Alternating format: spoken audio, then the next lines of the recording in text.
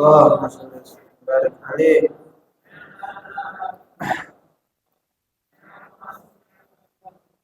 اللهم صل وسلم وبارك عليه وعلى آله. بسم الله الرحمن الرحيم. الحمد لله رب العالمين وأصلي وأسلم على سيدنا محمد وعلى آله وصحبه أجمعين. نويت التعلم والتعليم والإفادة والاستفادة والنفع والانتفاع والتذكر والتذكير والحث على التمسك بكتاب الله وسنة رسول الله والدعاء إلى الهدى والدلالة على الخير ابتغاء مرضات الله ورضوانه وقربه وثوابه. سبحانك لا علم لنا إلا ما علمتنا إنك أنت العليم الحكيم. اللهم أغننا بالعلم وزينا بالحلم وأكرمنا بالتقوى وجملنا بالعافية. Rabbi zidna ilma warzuqna fahma, amin ya rabbal alamin.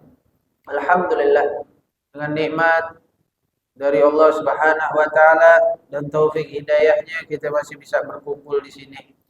Bersyukur bagi orang yang meluangkan memanfaatkan waktunya sebaik-baiknya untuk menuntut ilmu, untuk mendekatkan diri kepada Allah, untuk bersilaturahmi, untuk bersedekah, untuk melakukan hal-hal kebaikan apapun. Mumpung masih ada waktu, mumpung masih ada umur, mumpung keadaan masih mendukung, maka marilah sama-sama kita semangat di dalam berlomba-lomba untuk mendekatkan diri kepada Allah Subhanahu wa taala. Mudah-mudahan kita semua dapat syafaatnya baginda Nabi Muhammad sallallahu alaihi wasallam. Amin ya rabbal alamin. Masih di bab yang keempat, perkataan yang keempat, ya, bab tentang nasihat yang sifatnya tiga, ya, di dalam kitab Nasaihul Ibad. Ya, kemarin kita udah bahas tentang perkataan Sayyidina Umar bin Khattab terakhir, ya, terakhir kita udah bahas tentang Sayyidina Umar bin Khattab, bahwasanya Sayyidina Umar berkata tiga tuh. Ya, tiga, yaitu yang pertama husnul tawaddud ilan nas nisful aql. Kalau kita bagus bergaul, kita bisa mengayomi manusia, mengayomi siapa saja, itu termasuk setengah daripada akal. Maksudnya kita dianggap orang berakal.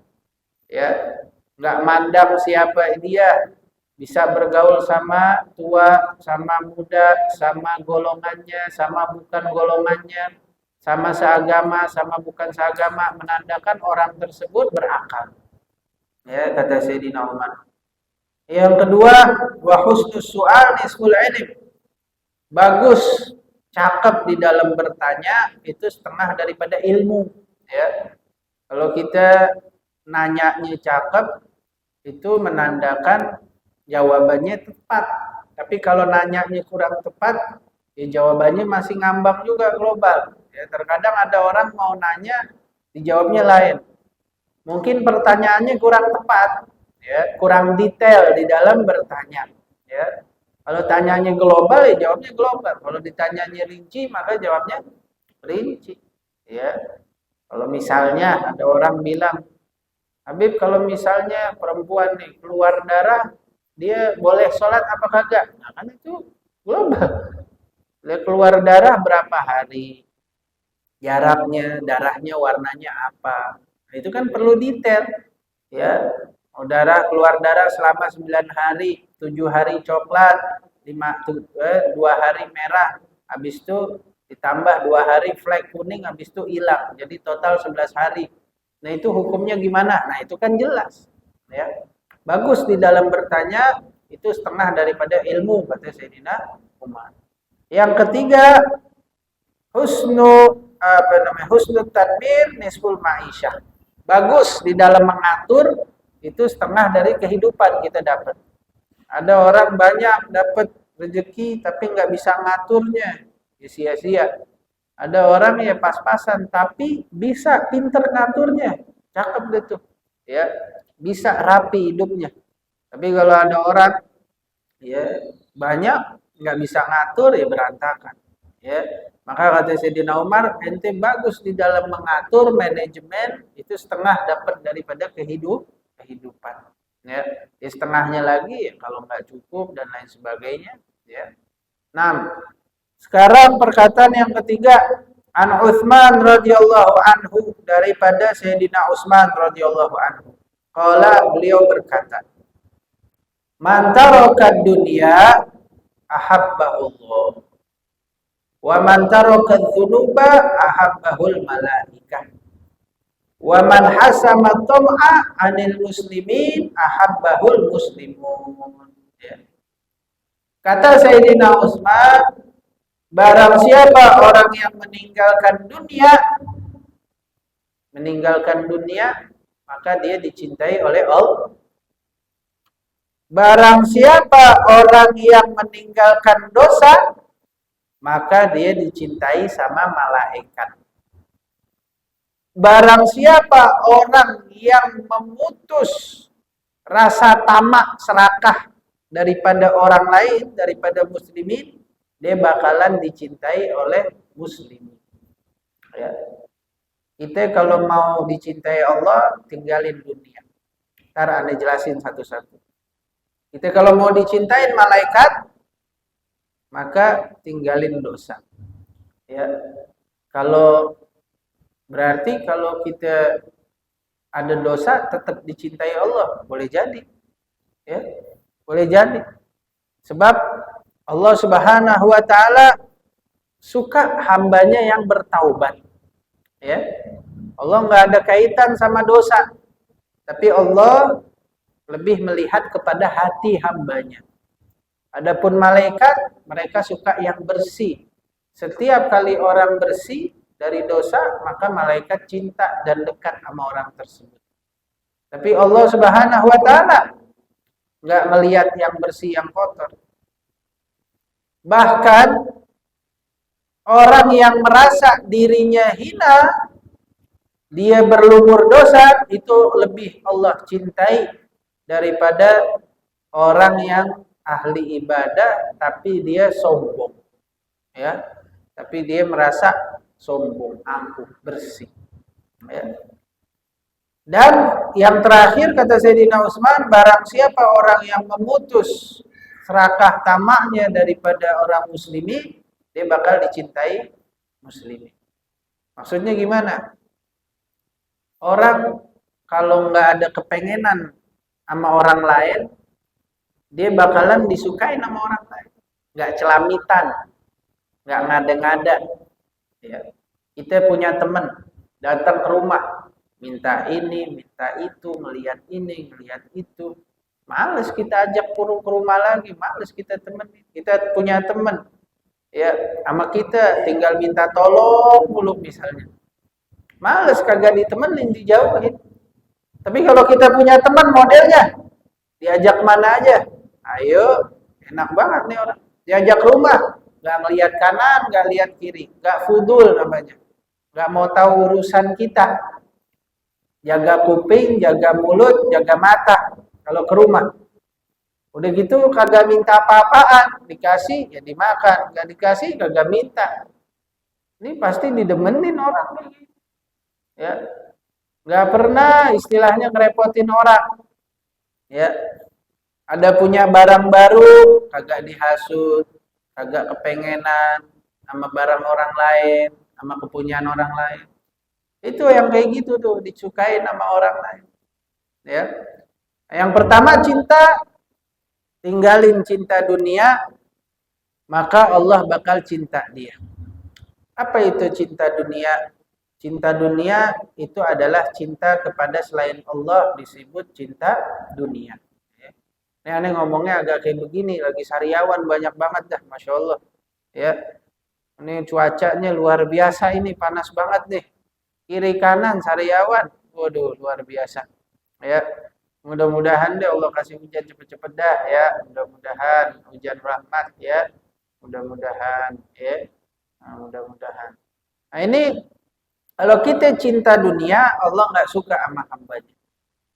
Cinta dunia itu adalah cinta selain Allah, disebut cinta dunia. Cinta jabatan, cinta pamor, cinta harta, cinta kedudukan. Itu semuanya dunia tuh. Dan cinta dunia nih, ra'su kulli khati'ah kata Nabi. Cinta dunia tuh pongkolnya, sumbernya seluruh kesalahan cinta dunia. Iblis itu hasud sama Nabi Adam. Tiga penyakit hati yang luar biasa. Yang pertama hasud, yang kedua riya, yang ketiga sombong. Tiga nih penyakit hati nih. Ini luar biasa nih. Ya. Atas peringkat pertama penyakit hati. Tiga, hasud, riya, sombong. Sombong itu apa? Sombong itu adalah meremehkan orang lain. Ya. Hasud adalah pengen nikmat orang lain hilang. Nggak suka orang lain dapat nikmat. Hasud namanya. Ya. Ria apa? Ria pengen dilihat orang lain, pengen dipuji, pengen dilihat, pengen dilayan. Ria namanya. Ini tiga nih penyakit hati nih luar biasa nih. Jangan sampai kena nih. Ya. Tapi ini tiga nih sumbernya apa? Hubbud dunia. Sumber dari tiga, hubbud dunia. Karena bisa gara-gara hubbud dunia orang bisa hasud, bisa sombong, bisa ria. Contohnya iblis. Iblis tuh ya dikatakan iblis nih aneh sering cerita nih. Iblis nih nama asalnya itu Sonia. Ya, Sumia. Nama asalnya iblis Sumia. Dia golongan dari bangsa jin, ya, maaf. Jadi dulu sebelum manusia diciptakan di dunia, bangsa jin lebih dulu menduduki dunia. Bangsa jin yang pertama kali diciptakan oleh Allah adalah namanya Sumia. Sumia nih ibaratnya Nabi Adam. Kalau kita Nabi Adam, manusia kan manusia pertama namanya siapa? Nabi Adam. Kalau jin yang pertama namanya Sumia. Dia punya kerajaan di muka bumi, terus turun-menurun. Sampai pada akhirnya jin saling berperang. Makanya ketika Allah Subhanahu wa taala berfirman dalam Al-Qur'an, ya, wa idz qala rabbuka lil malaikati inni ja'ilun fil ardi khalifah. Qalu ataj'alu fiha may yufsidu fiha wa yasfiku ad-dima wa nahnu nusabbihu bihamdika wa nuqaddisu lak. Qala inni a'lamu ma la ta'lamun.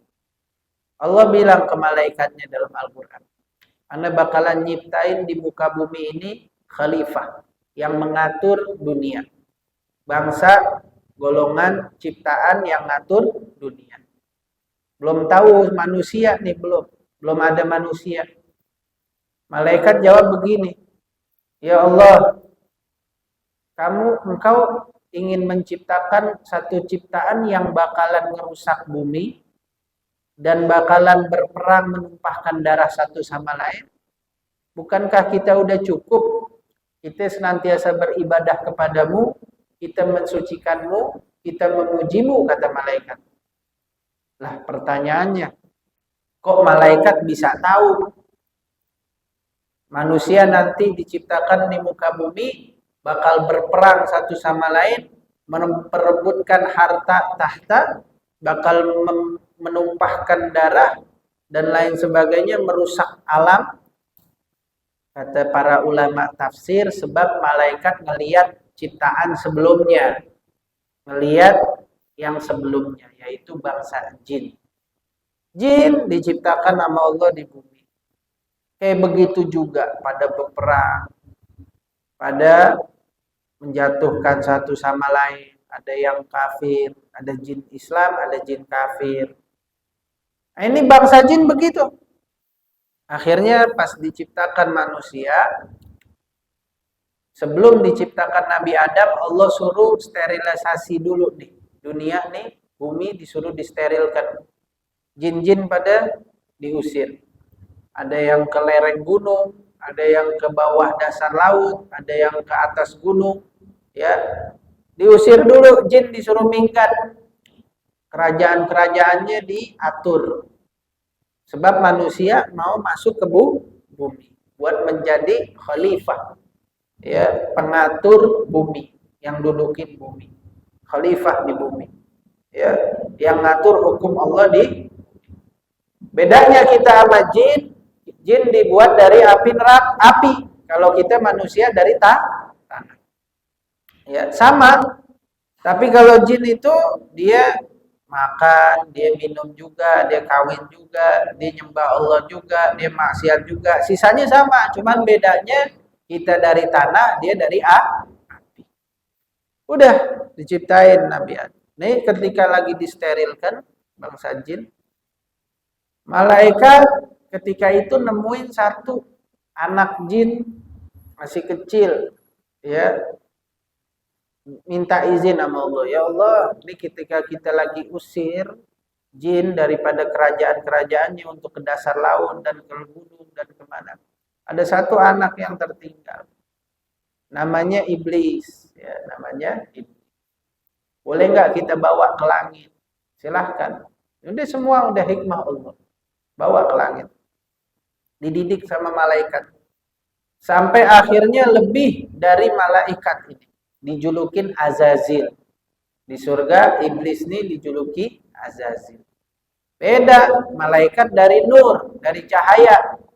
Iblis dari nar, dari api. Tapi iblis bisa lebih baik. Kenapa? Karena dia bisa melawan hawa nafsunya. Makanya derajatnya, magomnya, kedudukannya lebih tinggi dari malaikat. Sampai malaikat belajar sama dia. Udah terkenal nih di langit nih. Oh, ini iblis nih luar biasa udah. Terkenal di langit, dilayanin sama malaikat, luar biasa udah. Jadi guru besar, punya nama, lagi naik daun. Lagi tengah-tengah begitu, dia kan yang unik sendiri nih. Ya, diciptain Nabi Adam. Ya, diciptain Nabi Adam. Singkat cerita dah, panjang ceritanya. Singkat cerita, iblis takut. Nih, bakalan saingan nih. Ya, ini bakalan saingan aneh nih. Ya, takut kedudukannya goyang. Makanya dia hasut. Pas Allah suruh sembah, Allah suruh nunduk malaikat, ya, wa id qulna lil malaikati isjudu li adama fasajadu illa iblis. Ketika malaikat disuruh sujud sama Nabi Adam, sujud semua kecuali siapa? Iblis. Dalam surat Al-Kahfi, kana minal jinni fa fasaqa an amri rabbi. Iblis itu asalnya dari jin. Ya, dia menentang Allah.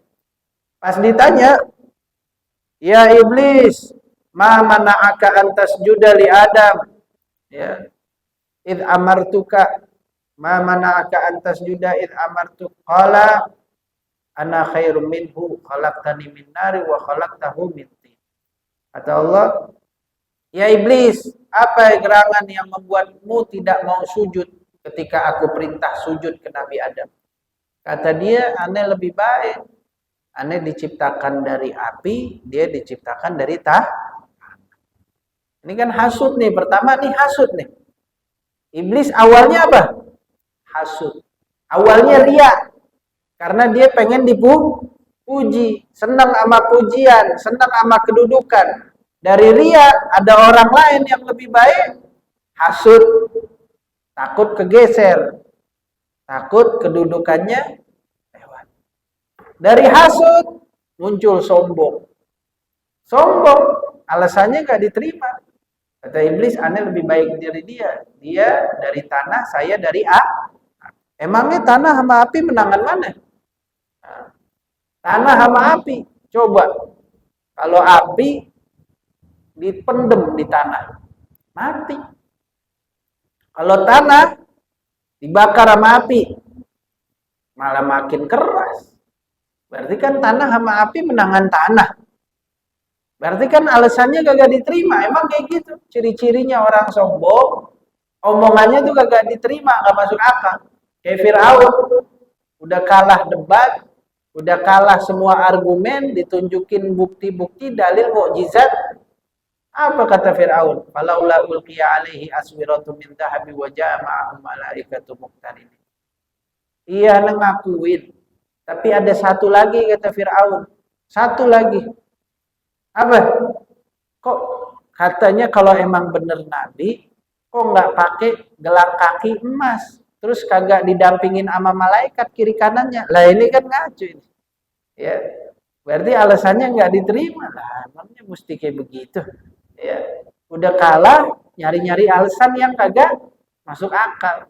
Nggak nyari-nyari alasan yang nggak bisa diterima. Begitu juga iblis. Udah mentok. Nyari-nyari alasan, akhirnya alasannya Anda lebih baik, Anda dari api, dia dari tanah ya. Ya. Nah, ini 3 penyakit ria, hasud, sombong. Pongkolnya gara-garanya apa? Hubbud dunia. Gara-gara iblis di hatinya ada selain Allah. Kalau di hatinya masih ada selain Allah, berarti dia membuka untuk makhluk. Coba kalau di hatinya hanya Allah. Orang puji masa bodoh, makhluk puji, makhluk celak, nggak bakal naikin, nggak bakal nurunin derajat saya, nggak bakal nguntungin saya di akhirat. Yang penting Allah kalau sampai muji, Allah ngampunin dosa kita, Allah ridho, itu yang paling terpenting. Masa bodoh pujian orang, masa bodoh celaan orang, kan begitu. Coba kalau seandainya di hatinya hanya ada Allah, dia bakalan apa? Ada orang yang lebih baik dari dia, oh ya udah, itu udah Allah kasih buat dia. Yang penting Anda bisa deket sama Allah. Kita mau deket sama Allah nggak disyaratin kaya, enggak. Orang miskin bisa deket sama Allah. Kita mau deket sama Allah nggak disyaratin kita mesti punya nasab yang mulia, kagak. Orang yang anak petani, anak tukang beca juga bisa dekat sama Allah. Lebih dekat daripada yang nasabnya mulia. Kita mau dekat sama Allah sama Rasulullah, nggak disyaratin lulus dari universitas atau kuliah atau dana, enggak. Kalau mau dekat sama Allah, inna akramakum indallahi atqakum. Yang paling mulia di sisi Allah adalah yang paling bertakwa. Kalau kita mau dekat sama Allah, nih bersihin hati kita. Hormatin orang lain. Hargain orang lain.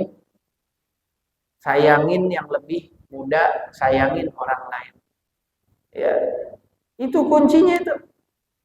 Kalau kita mau dekat sama orang lain punya nikmat, oh ya udah. Ya. Kita juga bisa. Yang penting kita hatinya selamat. Orang lain nasabnya lebih mulia atau dia anak orang alim, anak ulama. Jangan kita putus asa, kita hormatin dia. Kita juga punya cara sendiri untuk dekat kepada Allah tanpa hasud. Ya, emang udah bagian dia. Ya. Kalau emang kita lebih baik, kita lebih dekat.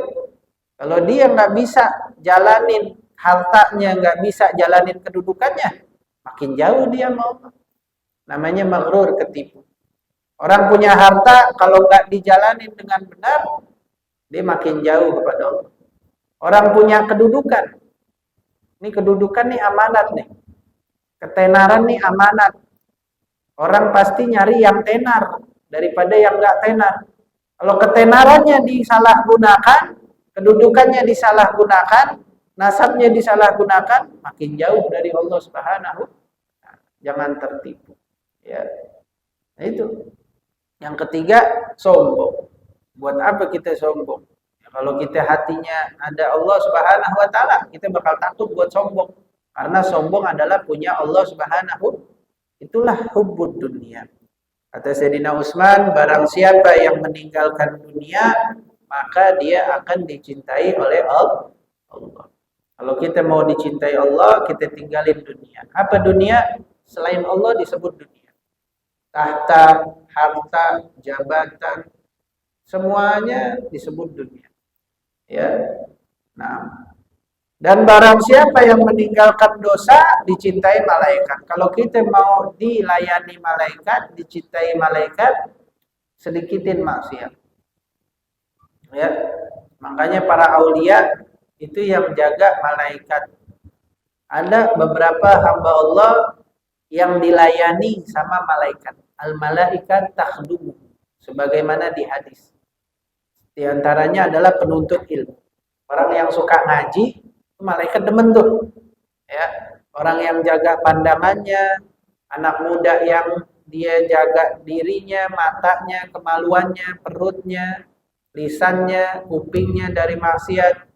Itu orang kayak gitu tuh. Itu lama-lama tuh dideketin tuh sama malaikat. Bahkan ada beberapa hamba Allah yang malaikat ya menampakkan, istilahnya bukan menampakkan dirinya dengan surah malaikat, tapi menyodorkan daripada khidmat atau bantuan kepada dia. Ya, istilahnya menawarkan bantuan. Ini orang-orang para aulia Allah. Para wali Allah dibantu oleh Allah, oleh malaikat. Dan barang siapa orang yang memutus serakahnya daripada orang muslimin, maka dia bakalan dicintai sama orang muslim. Ya, yang tadi udah Anda jelasin. Orang kalau misalnya enggak serakah toma, enggak celamitan sama kepunyaan orang, orangnya enak, dia bakal disukai sama orang. Tapi kalau orangnya dikit-dikit minta tolong, dikit-dikit enggak suka kalau orang punya nikmat, dikit-dikit hasud, dikit-dikit nggak bisa jaga mata, pandangan, mulut, nggak suka orang sama dia. Tapi kalau orang dia bisa jaga daripada lisannya, matanya, keinginannya dari orang lain, dia bakal dicintai sama manusia. Sebagaimana Rasulullah bersabda, izhad fid dunya yuhibbukallah, wazhad bima fi aidin nas yuhibbakan nas. Zuhudlah dunia, Allah bakal cinta engkau. Zuhudlah di dalam apa-apa yang orang punya, nggak kepengen sama kepunyaan orang, orang bakalan cinta sama kita. Ya, ada satu Al-Habsyi, bangsa Al-Habsyi ini cerita dulu, ya, dulu dikatakan tahun berapa? Tahun 60-an atau tahun 70-an, ya, di daerah Palembang. Ini Habib Al-Habsyi, dia punya tetangga orang Cina. Ini orang Cina suka sama ini Habib. Sampai-sampai kalau dia mau keluar, kalau dia nitipin barangnya, hartanya sama Habib.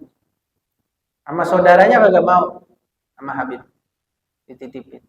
Sampai pas ditanya, kenapa ente nggak titipin sama saudara, sama yang lain? Sebab katanya ini Habib orangnya udah teruji amanatnya. Amanatnya luar biasa. Anda percaya dia daripada saudara Anda lebih percaya ini Habib. Udah. Seketika pas ini Habib pulang ke Hadramut lagi, meninggalnya di Seoul. Ya. Setelah 20 tahun di Indonesia, kangen negerinya, pulang lagi. Ini pas dengar beritanya ini Habib pulang, ini Cina nangis luar biasa. Nangis, ya. Dan masuk Islam, menyatakan masuk Islam. Ditanya kenapa nangis? Padahal kan dia bukan siapa-siapa, cuma tetangga. Kenapa pulang jauh nangis? Saudara bukan apa-bukan, kata dia. Selama 20 tahun dia tinggal sebelahan rumahnya sama aneh. Selama 20 tahun. Lewat rumah aneh, nggak pernah matanya ngelihat ke dalam rumah selama 20 tahun. Lewatin rumah, nggak pernah. Nengok aja ke rumah orang nggak pernah. Jaga. Ya, kalau jalan lurus ke depan matanya, kalau nggak ke bawah lihat jalan. Nggak pernah melihat kanan kiri. Mau tahu nih di dalam ada siapa begini. Itu amalan sederhana tuh, tapi nggak semua orang bisa tuh. Ya, subhanallah. Itu gara-gara akhlaknya yang mulia, orang suka. Ya, sampai bisa beberapa orang masuk Islam, dan banyak lagi akhlak-akhlak orang yang masuk Islam karena ngelihat akhlak orang Muslim. Karena orang Kristen, orang non-Muslim, dia orang nggak baca Quran, dia orang nggak ngaji Quran. Paling sedikit 1-2, kebanyakannya. Tapi dia orang ngebaca kita, orang Muslim. Yang dibaca tuh perbuatan kita. Makanya kalau Muslim jelek, yang jelek Islamnya, bukan Muslimnya. Ya, akhirnya orang Kristen taunya inilah ajaran Islam, bukan Islamnya, Muslimnya. Jangan salahin Islam. Sebab dia ngelihatnya bukan Islamnya, dia ngelihat Muslim. Dia ngelihat karakternya. Oh, yang Anda tahu Muslim tuh bengis misalnya. Yang Anda tahu Muslim tuh kasar. Yang Anda tahu Muslim tuh pelit. Yang Anda tahu wadah dan lain sebagainya. Muslim tuh tukang ganggu orang. Ya. Padahal bukan Islam, tapi Muslim itu individual. Tapi kalau udah banyak orang Islam yang akhlaknya kurang bagus, ya orang bakalan ngecap ajaran Islam nggak bagus. Padahal bukan ajaran Islam bagus, luar biasa, udah sempurna, ya. Nah, wa qala Ali radhiyallahu anhu, daripada Sayyidina Ali radhiyallahu anhu berkata, inna min na'imid dunya yakfikal islam ni'matan wa inna minasyughli yakfika ta'a syughlan wa inna minal ibrati yakfikal maut ibratan. Kata Sayyidina Ali 3. Ya. Kenikmatan dunia, kalau kita mau cari kenikmatan dunia, cukuplah Islam sebagai nikmat yang luar biasa, nomor 1. Mau kita punya apa juga kalau nggak dapat nikmat Islam. Ya. Tapi mau semiskin-miskinnya orang, kalau dia Islam, udah nikmat luar biasa. Biar kata dia mati kelaparan, tapi mati dalam keadaan Islam, udah luar biasa udah. Ya. Udah pasti masuk surganya itu udah pasti. Cuma kalau dia ahli maksiat, ya mampir dulu kali ke neraka. Ya. Tapi udah pasti enggak di neraka selama-lamanya kalau orang Islam. Man qala la ilaha illallah, barang siapa yang di hatinya ada la ilaha illallah Muhammadur Rasulullah, pasti masuk surga. Dakhalal jannah. Ya. Enggak bakalan dibakar selama-lamanya. Udah pasti nikmat Islam, karena Islam adalah agama yang paling benar di sisi Allah. Ya. Agama yang diakui bahkan sekarang di dunia. Agama yang benar Islam. Masih ada orang yang tidak mau masuk Islam karena mikir-mikir, kebanyakan mikir. Semua agama kalau diadu argumennya bakalan tahu Islam yang paling benar. Agama yang sempurna, Tuhan yang Maha Esa, Allah Subhanahu wa taala. Yang lain Tuhannya ada matahari, ada sapi, ada patung, ya. Ini bukan kita ngejelekin, ya. Tapi memang benar kan begitu. Emang benar ada yang nyembah sapi.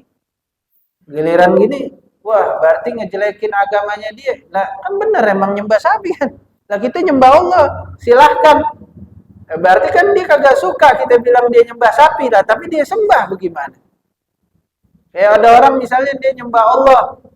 Nah iya kenapa? Kita benar kan? Kita nyembah Allah. Kita nggak ada masalah orang bilang Muslim nyembah Allah, nggak masalah. Tapi kalau kita bilang orang lain nyembah sapi, dia orang marah. Lah kan emang benar nyembah sapi. Lu kayak kalau emang dia merasa benar ngapain marah kan gitu. Ya. Nah, sebagaimana kita kalau emang kita dikata ente dasar ente penyembah Allah, ya kan kita kagak marah ya, emang benar emang bangga kita nyembah Allah. Ya, kalau kita ngatain orang dasar penyembah sapi, marah dia. Lah kan berarti dia tahu itu Tuhannya salah. Ya, wahagada. Udah Islam paling benar. Ya, agama dunia akhirat. Yang wa inna minasyughli yakfika ta'a syughlan, kata Sayyidina Ali, kalau emang mau sibukan, cukuplah ketaatan menjadi kesibukan. Kalau mau nyari kesibukan, cukup ketaatan menjadi kesibukan. Ya. Enggak, jangan sibuk yang lain, sibuk taat aja. Taat itu apa? Enggak kudu taat sholat, gelar sejadah, tasbih, enggak kudu. Taat segala perbuatan baik, diniati baik karena Allah semata, taat namanya. Kita sedekah, taat. Kita silaturahmi, taat. Kita nyari duit, nyari nafkah, taat. Ya, buat anak istri atau buat diri kita biar nggak minta-minta, taat namanya. Asalkan kita niatin. Keluar, ya Allah, hamba mencari rezekimu, ya, hamba mencari rezekimu yang halal, untuk menjaga diri, menjaga keluarga dari minta-minta atau dari yang haram. Taat namanya. Ya, ngajar taat. Apapun sebenarnya perbuatan baik kita ini taat. Atau kita lihat di jalanan ada orang kita tolong, taat. Atau ada sesuatu yang mengganggu di jalan, kita ambil, kita buang ke tong sampah, taat. Atau misalnya bengok, mau ngapain ya? Mau ngapain ya? Tuh di kali banyak sampahan. Sukarela aja udah. Kita keruk itu sampah biar airnya bagus, jernih, ngalir lagi. Taat itu. Ya. Biar kata kalau ada orang yang bilang, ngapain lo? Ya, apa namanya ngambil-ngambil sampahan, nyerok-nyerok sampahan, kurang kerjaan aja. Nah, daripada ente mau ngapain, ente ngapain kerjanya? Balikin aja. Lu ngapain kerjanya? Daripada main gaple, ayo dibantuin aja, ini dapat pahala nih. Jangan diremehin, ini dapat pahala nih. Bersihin comberan, dapat pahala tuh, biar kata kagak digaji. Kalau nganggur, kalau kagak ada kerjaan, ya jangan kita ngapain ntar kotor lagi ya kita nasihatin, ya jangan buang sampah kecuali pada tempatnya, ya. Nah kalau kita buang sampah ke kali mampet, nah itu nggak boleh, bahaya. Itu malahan perbuatan ya yang buruk, perbuatan dosa kalau ngeganggu muslimin, ya jadinya bau, jadinya banjir, ya wahakala. Ya, atau misalnya kita punya motor udah benar-benar motor diganti pakai knalpot yang asapnya udah kayak semprotan nyamuk kan begitu. Padahal dia ada duit. Lain kalau nggak ada ya, dia mau beli motor cuma 1 juta duitnya. 1 juta dapat motor yang misalnya atau 2 juta dapat motor yang udah kayak semprotan nyamuk tuh, yang berisik knalpotnya, yang banyak asapnya. Yang nggak apa-apa dah, dia nggak ada soalnya, nggak ada, ya nggak ada duit. Tapi kalau orang yang ada, dia bisa beli motor normal, kadang motor udah normal diganti lampunya yang berisik, ya masuk ke gang lagi, ya, nah itu dia. Kalau dia ganti itu, dia berbuat taat tuh, ya berbuat taat. Ini semua ajaran Islam, ya ajaran Islam, ya yang mengajarkan kenyamanan sesama, tidak mengganggu sesama, ya tidak mengganggu, kan asap mengganggu, ya kan berisik mengganggu. Wallahu alam, ini yang Anda tahu.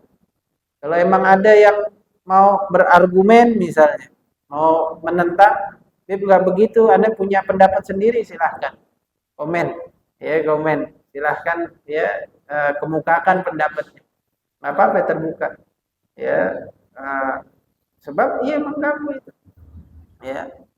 Wa inna minal ibro yafikal maut ibratan, kata Sayyidina Ali, sesungguhnya nasihat yang paling membuatmu cukup adalah kematian. Kematian adalah sebaik-baiknya nasihat. Kafa bil mauti wa itu, kata Nabi. Cukuplah kematian sebagai nasihat. Kalau kematian aja nggak bisa menjadikan kita nasihat, apalagi tetangga kita mati, ya ada orang lagi ngejar dunia, ya ngontrak ditanya, ente punya banyak duit, kenapa nggak beli rumah, padahal mampu beli rumah, kontraknya yang 50 juta setahun, sebab mau kumpulin dulu duit, pengen beli rumah yang langsung bagus mewah.